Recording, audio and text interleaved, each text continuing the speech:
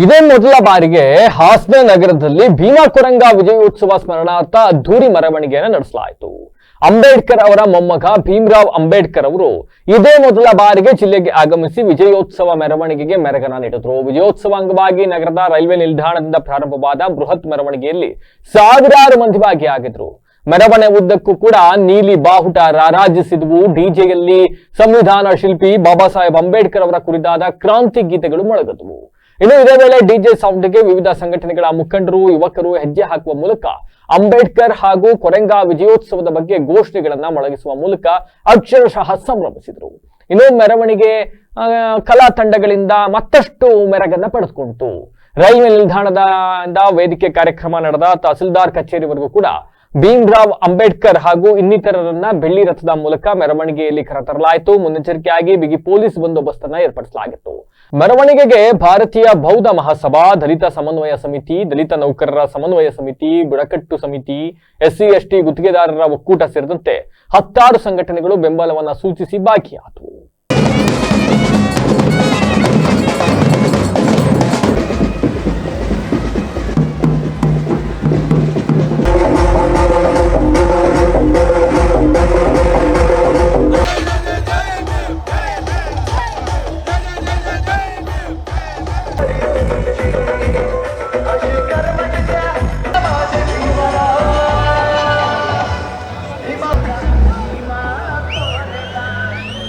ಇನ್ನು ನಂತರ ನಡೆದ ವೇದಿಕೆ ಕಾರ್ಯಕ್ರಮದಲ್ಲಿ ಮಾತನಾಡಿದ ಸಂಸದ ಶ್ರೇಯಸ್ ಪಟೇಲ್, ಇಂದು ಸ್ವತಂತ್ರವಾಗಿ ಪ್ರತಿಯೊಬ್ಬರು ಕೂಡ ಬದುಕು ಕಟ್ಟಿಕೊಳ್ಳಲು ಬಾಬಾ ಸಾಹೇಬ್ ಅಂಬೇಡ್ಕರ್ ಅವರ ಪಾತ್ರ ಗಣನೀಯ.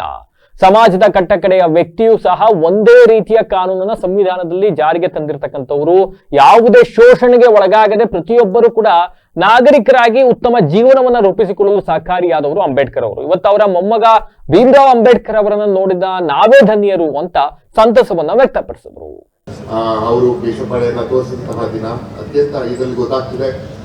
ಡಾಕ್ಟರ್ BR ಅಂಬೇಡ್ಕರ್ ಸಾಹೇಬ್ರ ಏನವರ ಒಂದು ಆಶಾದಾಯಕವಾದಂತಹ ಸಮಾನತೆ, ಜಾತಿ ವಿರುದ್ಧ ಹೋರಾಟ ಹಾಗೂ ಅಸ್ಪೃಶ್ಯತೆ, ಇದರೆಲ್ಲ ಒಂದು ಸಂಕೇತವೇ ಇವತ್ತು ಭೀಮಾ ಕೊರಂಗ ಅವರ ವಿಜಯೋತ್ಸವದ ದಿನ.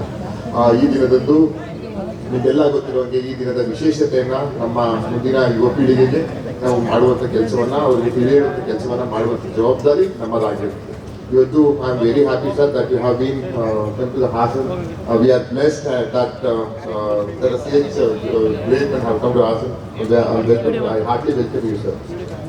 ಜೊತೆಗೆ ಇವತ್ತು ನಾನು ಸಾಹೇಬ್ರ ಮುಖವನ್ನು ನೋಡಿದ್ರೆ ಅವ್ರ ಬಗ್ಗೆ ಎಷ್ಟು ಬಣ್ಣಿಸಿದ್ರು ಸಾಲದು.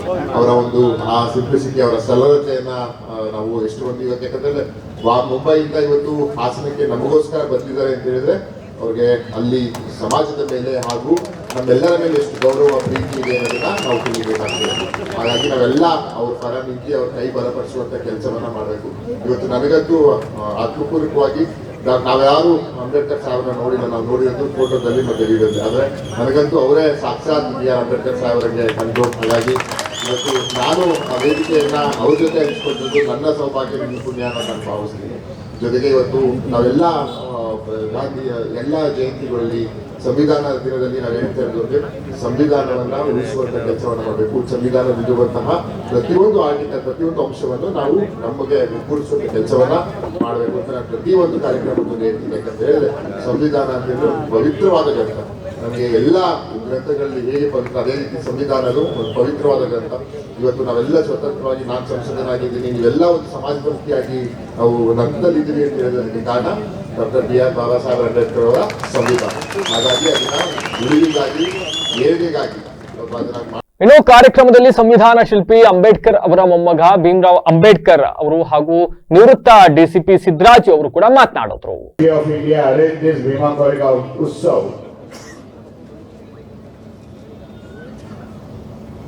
This year it is 208 years we have celebrated. Every year in 1st of the January,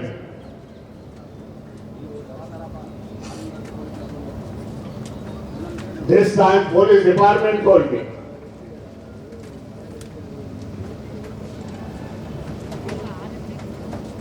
that the more than 20 lakhs people are visited the Bhima Koregaon.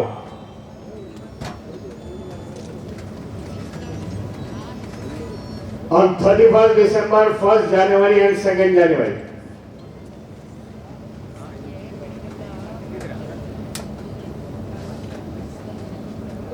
Particularly in Maharashtra, particularly in Karnataka,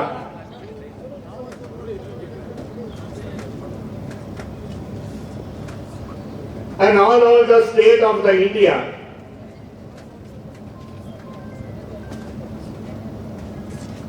they come from the various part of the India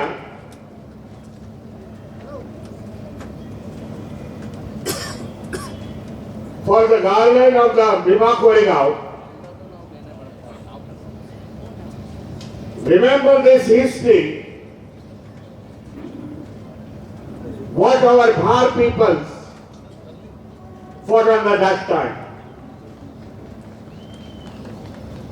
The battle is happened in the 1st January 1888. One side there is the Peshwa, another side the Mahar community is there. Mahar soldier. ನಾಸಿಕ್ನ ಈ ಹೊಲದಲ್ಲಿ ಅವರು ಹೇಳ್ತಾರೆ, ನಾನು I cannot dye as A Hindu. ಮತ್ತೆ ಏನಾಗಿ ಸಾಯ್ತಾರೆ, ಏನಾಗ್ಬೇಕು ಅಂತ ಹೇಳಿ ಜನಮಾನಸಕ್ಕೆ ತುಂಬಾ ಗೊಂದಲವಿದ್ದಂತ ಕಾಲದಲ್ಲಿ 21 ವರ್ಷಗಳ ತರುವಾಯ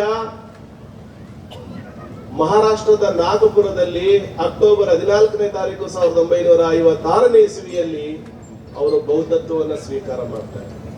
ನಿಮ್ಗೆ ಅರಿವಿರಬೇಕು ಯಾಕೆ ಬೌದ್ಧತ್ವಕ್ಕೆ ಹೋದ್ರು ಅಂತ ಹೇಳಿದ್ರೆ, ಮೂಲದಲ್ಲಿ ಈ ನೆಲದ ವಾಸಿಗಳೆಲ್ಲರೂ ಕೂಡ ಬುದ್ಧರೇ ಆಗಿದ್ರು.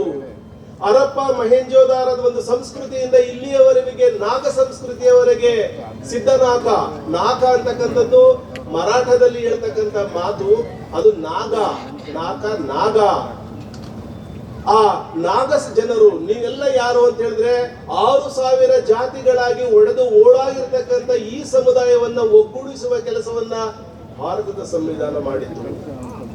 ಭಾರತದ ಸಂವಿಧಾನ ಹೊರತಾಗಿ ಯಾವ ಮಹಾಪುರುಷ ಮಹಾನುಭಾವ ಮಹಾತ್ಮ ಏನನ್ನೂ ಮಾಡಲಿಕ್ಕೆ ಸಾಧ್ಯ ಆಗಿರಲಿಲ್ಲ. ಅಲ್ಲಿಯವರೆಗೆ ನಮ್ಮ ಸ್ಥಿತಿ ಹೇಗಿತ್ತು ಅಂತ ಹೇಳಿದ್ರೆ, ಇವತ್ತು ಯಾಕೆ ಈ ಕೋರೆಗಾಂವ್ ವಿಜಯೋತ್ಸವವನ್ನು ನಾವು ಮಾಡ್ತೇವೆ ಅಂತ ಹೇಳಿದ್ರೆ, ಇಲ್ಲಿ ಕೇವಲ ಅವತ್ತು ಕತ್ತಿ ಹಿಡಿದು ಹೋರಾಟ ಮಾಡಿದ್ರು.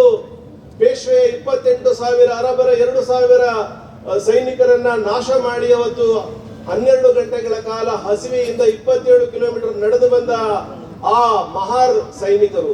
ಏನು ಮಹಾರ್ ಅಂತ ಹೇಳಿದ್ರೆ ಅವರ ಹಿನ್ನೆಲೆ ಏನು, ಅವರು ಏನನ್ನ ಮಾಡ್ತಾ ಇದ್ರು ಅಂತ ಹೇಳುವ ಕಣ್ತೆರೆಸುವ ಈ ಚಿಂತನ ಮಂಥನ ಸಭೆಯಲ್ಲಿ ಅವರ ಹೆಸರುಗಳು ಬೇರೆ ಬೇರೆ ರಾಜ್ಯಗಳಲ್ಲಿ ಬೇರೆ ಬೇರೆ ರೂಪದಲ್ಲಿ ಇದೆ.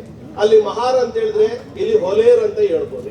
ಆಂಧ್ರದಲ್ಲಿ ಹೋದ್ರೆ ಏನ್ ಹೇಳ್ತಾರೆ, ಮಾಲಾ ಹೇಳ್ತಾರೆ.